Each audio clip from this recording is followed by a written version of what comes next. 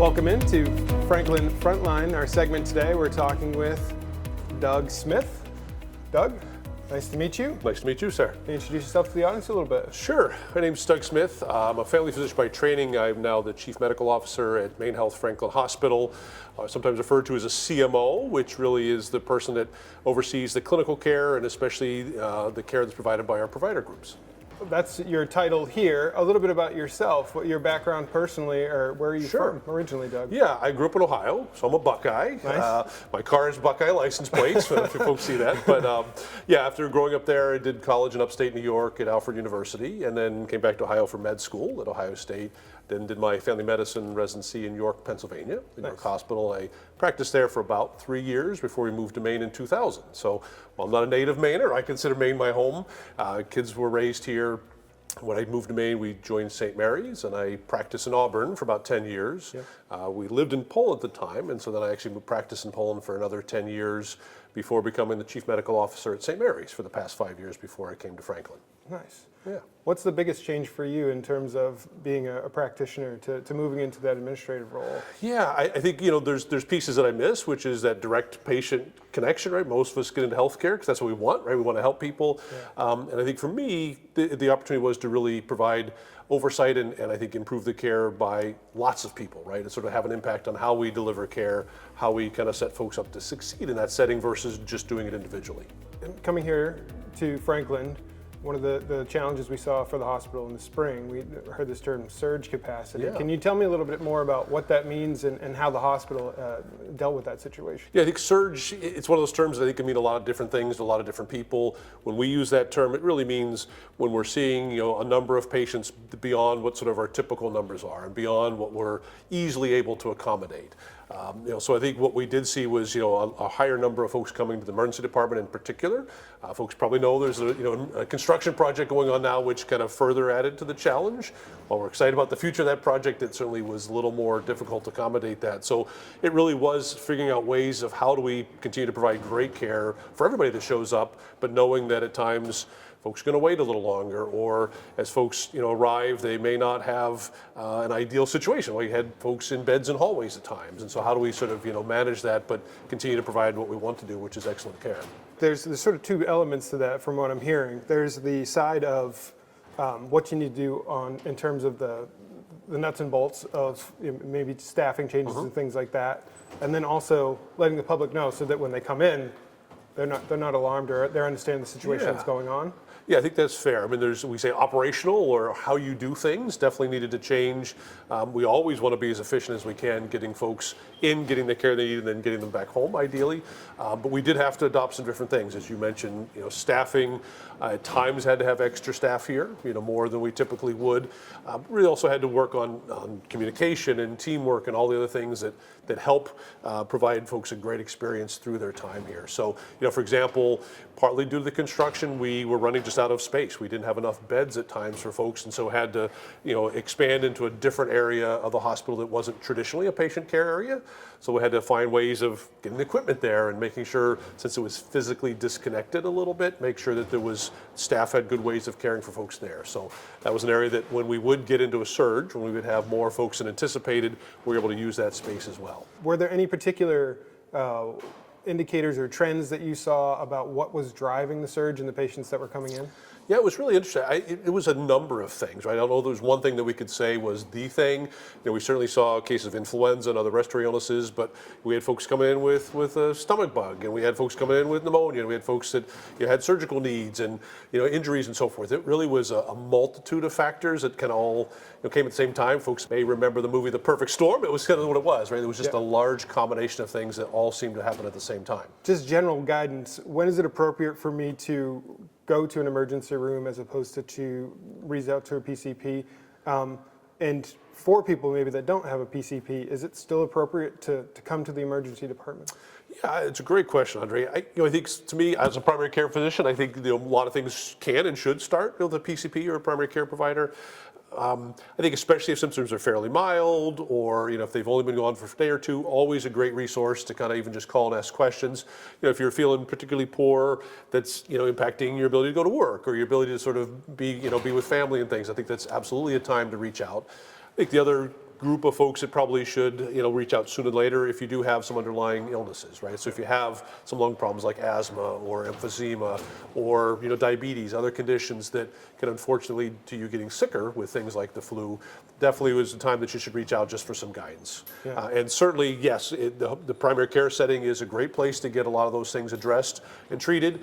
I think when we consider emergency department, it really should be if you're feeling particularly poorly, right? If it really is impacting how you're functioning day to day, or if you've been trying a lot of the recommendations from your primary care provider, or over-the-counter medications, those sorts of things, and you're just not getting better. Those sorts of things. High fever, difficulty breathing, chest pain, those sorts of things are certainly absolutely. That's why emergency departments exist. But really more, I think, is also the trend. Right? If you're just not getting better, then that's time to get seen.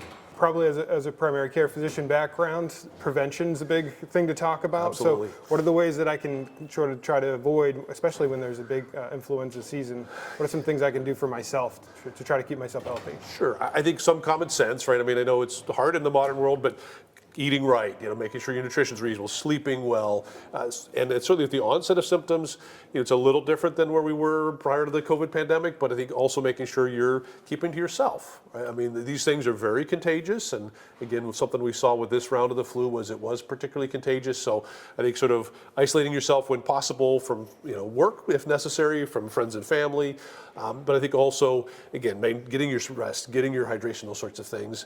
I think vaccines, I know, are a little bit controversial in some places, but I'm a big believer that the COVID vaccine, the influenza vaccine are definitely effective. I think all in preventing folks from getting the flu or those illnesses, but also reducing how severe the illness is or how sick you get from it. So I think those are absolutely things that we can all do to do that. I think it also, keep to yourself if you're sick, right? Don't go to parties, don't go to family celebrations. I know many of us were of the mindset of, hey, no matter how sick you are, you come to work. I think that's a little different in 2025, where we have to be a little bit smarter to say, boy, if I have something that I might make somebody else sick with, I probably should stay home and figure out how to work from there. Washing your hands. Yes. Trying to avoid, like you said, not if you have to be around people, try to avoid contact, that Absolutely. sort of stuff. All those things that we learned to have to go through with contagious spread. Yeah, thank you for mentioning hand washing. I think that is so key. Again, I think we can't value enough, depending on what statistics you look at, it is probably the number one way we share things. So even as simple as coughing in your sleeve versus on your hands, and making sure you're washing hands or using a hand sanitizer frequently throughout the day, especially before and after contact with other people, is incredibly important. When you're coming into this environment, you've got experience, you mentioned throughout your career, being in different places, coming to Franklin. What drew you here? What do you see as big opportunities for the hospital here? Yeah, I think, I did have some interaction with MaineHealth through my time at St. Mary's. And I think really what drew me here was, the mission and values of MaineHealth. They really strive to make their communities the healthiest in the country, which I think is fantastic. It's a lofty goal, but I think it's a great one.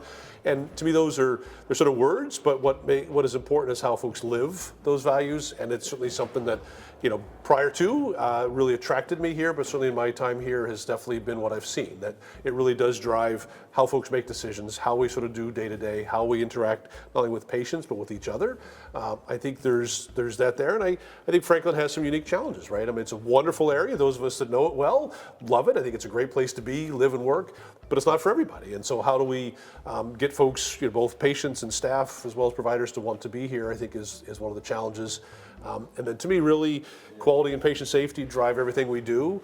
And I think there's been incredible strides here. Won't say things were ever bad, but certainly we've seen significant improvements at Franklin prior to my time here. But there's definitely room to improve further. And that's what excites me the most, of getting folks together to take better care of patients. Yeah. Looking at I would think this would be considered sort of a rural hospital. And there's been some changes in terms of how the hospital is designated, those types of things, but more in general, like the idea of what it means to modernize a hospital, because as you were saying, there's the operational piece, right, where maybe that means equipment and things like that, but also on the patient side. The last time I was here with a family member, I was able to get a text message to let me know when they're getting tests and things like that. What do you see as the key steps in terms of what it means to modernize a hospital facility like this? Yeah, it's a great question, Andy. I do think some of it's facilities, right? I mean, making sure we have the physical capability of taking care of folks. I think that's probably less important. I mean, we need to have the right space to be able to provide great care. You know, I think one of the really interesting things is artificial intelligence or AI, right? How do we really use that? You know, MaineHealth and Franklin has used some ways to help folks document things, you know, in our electronic health record, some tools that can help kind of create notes that save folks time, but also create a better note and have more easily exchanged information. There's some really exciting things, maybe a little scary to folks, but a little exciting things on the front of how do you digest medical information, right? The amount of new information that is at our fingertips today is, you know, far greater than it's ever been.